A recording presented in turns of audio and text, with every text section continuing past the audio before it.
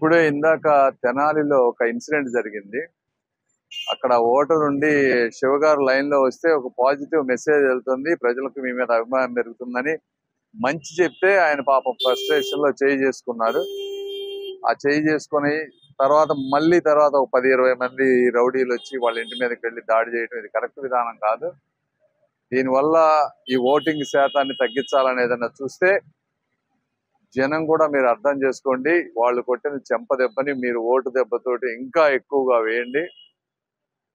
ఇక్కడ కూడా గుంటూరు ప్రాంతంలో రజనీ గారు ఒక 50-100 మందిని కుర్రాళ్ళను లేకపోతే రౌడీలను వేసుకొని వెళ్ళి పోలింగ్ బూతుల దగ్గరికి వెళ్ళి డిస్టర్బ్ చేయటం, తెలుగుదేశం పాంప్లెట్లను పంచి అదేదో తెలుగుదేశం వాళ్ళు పంచుతున్నారనే విధంగా సీన్ క్రియేట్ చేసి డిస్టర్బెన్స్ చేసి ఓటింగ్ తగ్గించే ప్లాన్ చేస్తా ఉన్నారు. ఓటర్లు అందరూ కూడా అప్రమత్తంగా ఉండాలి.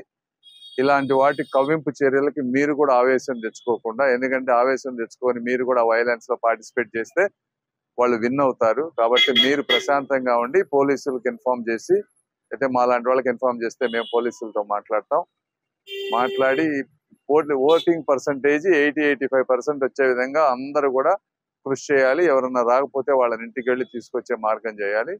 రేపటి నుంచి ఇది ఎవరైతే చేశారో రేపు చూసుకుందాం వాళ్ళ సంగతి. ఈ రోజుకి మాత్రం ఓపిక గా ఉండండి మీరు తప్పకుండా. ఇప్పుడే ఇందాక తెనాలిలో ఒక ఇన్సిడెంట్ జరిగింది.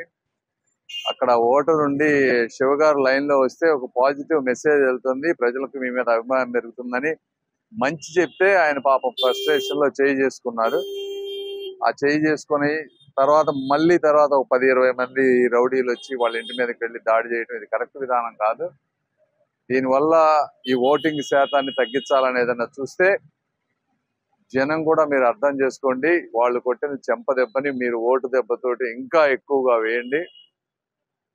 ఇక్కడ కూడా గుంటూరు ప్రాంతంలో రజనీ గారు ఒక 50-100 మందిని కుర్రాళ్ళను లేకపోతే రౌడీలను వేసుకొని వెళ్ళి పోలింగ్ బూతుల దగ్గరికి వెళ్ళి డిస్టర్బ్ చేయటం, తెలుగుదేశం పాంప్లెట్లను పంచి అదేదో తెలుగుదేశం వాళ్ళు పంచుతున్నారనే విధంగా సీన్ క్రియేట్ చేసి డిస్టర్బెన్స్ చేసి ఓటింగ్ తగ్గించే ప్లాన్ చేస్తా ఉన్నారు. ఓటర్లు అందరూ కూడా అప్రమత్తంగా ఉండాలి.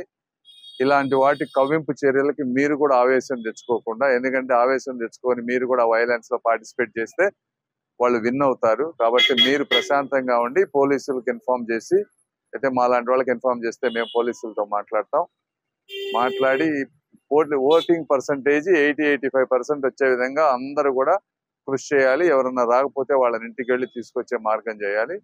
రేపటి నుంచి ఇది ఎవరైతే చేశారో రేపు చూసుకుందాం వాళ్ళ సంగతి. ఈ రోజుకి మాత్రం ఓపిక గా ఉండండి మీరు తప్పకుండా.